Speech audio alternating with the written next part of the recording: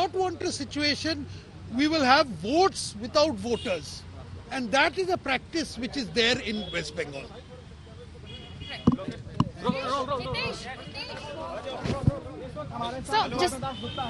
जिन्होंने जो अभी इलेक्शन कमीशन ऑफ इंडिया के अंदर गए थे और वहाँ पर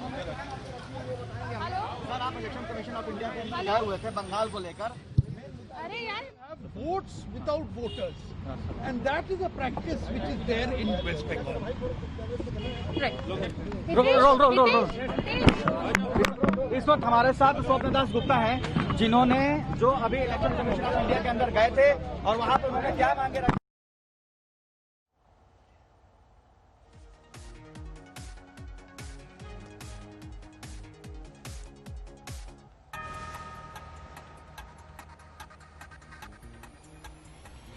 बीजेपी नेता स्वपन दास गुप्ता को आप सुन रहे थे, जो अब से कुछ ही देर पहले चुनाव आयोग में शिकायत करके लौटे हैं। हमारी संवाददाता पौलमी साहा इस वक्त तमाम जानकारी के साथ जुड़ गई हैं। पौलमी, क्या बातचीत हुई, किस तरीके से ये शिकायत दर्ज कराई गई है, क्या कुछ कहा गया चुनाव आयोग के भीतर?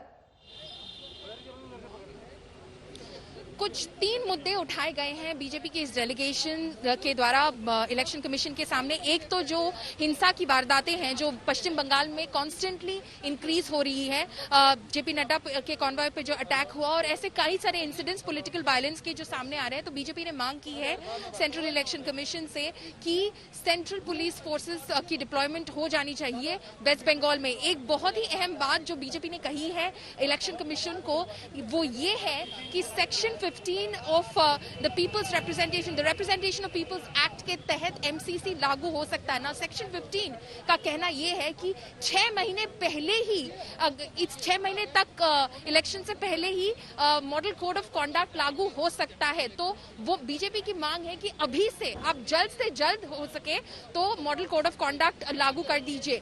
आमतौर पर यह होता है कि मॉडल कोड ऑफ कॉन्डक्ट तब लागू होता है जब इलेक्शन कमीशन लगभग 1 महीने पहले, इलेक्शन से 1 महीने पहले डेट्स की अनाउंसमेंट करती है और कहती है कि एमसीसी अब से लागू हो गया विद इमीडिएट इफेक्ट। बीजेपी की मांग है कि आप अभी से कर दीजिए क्योंकि इसकी प्रोविजन है रिप्रेजेंटेशन ऑफ पीपल्स एक्ट में। उनका यह भी कहना था कि West Bengal state employees federation के कुछ लोग हैं जिन्होंने एक रीसेंट इवेंट में ममता बनर्जी से कहा है कि हम पूरी आप मदद करेंगे, आपकी पूरी जद्दोजहद में लग जाएंगे और इंश्योर करेंगे कि आप ही जीते ये इलेक्शन।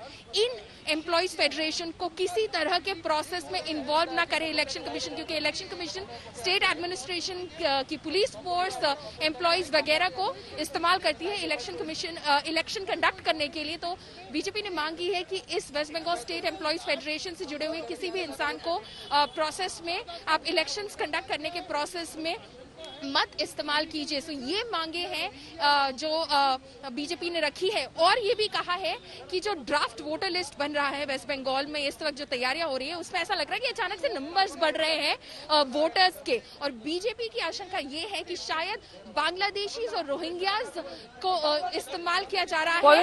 एक बात पर आपसे जानकारी चाहेंगे, जिन ऑफिसर्स का डिप्लॉयमेंट उस वक्त जब कैलाश विजयवर्गीय का काफिला वहां से गुजर रहा था, उनकी जो जिम्मेदारी बनती थी सुरक्षा को लेकर, क्या नाम लेकर उनके लिए भी लिखित शिकायत दर्ज कराई गई है? जी, अभी डिटेल्स जो बीजेपी ने दी है वो हमने आपको बताई है। जेपी नड्डा के कॉन्वॉय पे जो अटैक हुआ था वो तो उन्होंने जरूर एक मुद्दे के तौर पर सामने रखा है इलेक्शन कमीशन के, और जो हमने इनका मेमोरेंडम एक्सेस किया है उसमें उन्होंने उस पूरे अटैक को पूरी तरह से सामने रखा है और कहा है कि एक पुलिस कंटिंजेंट, बहुत बड़ा पुलिस कंटिंजेंट जो था वो उस वक्त वहां पर था, बट उन्होंने एक तरह से जो आरएएफ इंक्लूडेड है, जो रैपिड एक्शन फोर्स इंक्लूडेड है, पर वो एक मूक दर्शक की तरह जब ये वारदात हो रही थी तब वहां पर खड़े थे। They were silently watching, silent spectators, they remain silent spectators, ये उन्होंने मेमोरेंडम में अपने कहा है। और इनका कहना है कि ये this was under the supervision of Trinamool MLAs who openly gave instructions from platforms erected on the road. So जो पुलिस जो एक तरह से खड़ी थी मुख दर्शक बनके, उनका कहना है, बीजेपी का कहना है कि ये तृणमूल के जो विधायक है, वहां के लोकल विधायक थे साउथ 24 परगनास के और आसपास के इलाकों के,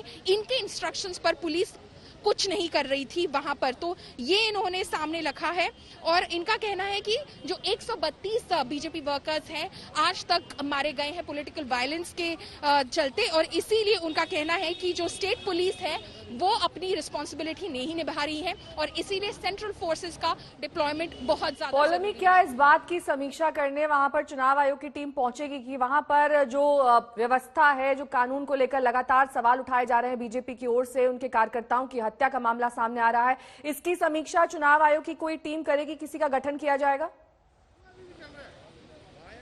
17 तारीख को deputy election commissioner Sudeep Jain हैं, वो जाएंगे पश्चिम बंगाल, जो समीक्षा करेंगे वहां के हालातों का, लॉ एंड ऑर्डर सिचुएशन का, और जो बीजेपी ने चार्जेस लगाए हैं वहां के एडमिनिस्ट्रेशन पर, स्टेट एडमिनिस्ट्रेशन पर, कि वहां की एम्प्लॉयज फेडरेशन जो है वो खुलेआम कहती है कि ममता बनर्जी हम पूरी तरह से जुड़ जाएंगे आपको जिताने की कोशिश में। इन सारे एलिगेशंस को इन्वेस्टिगेट करेगी और फिर बीजेपी की मांगों को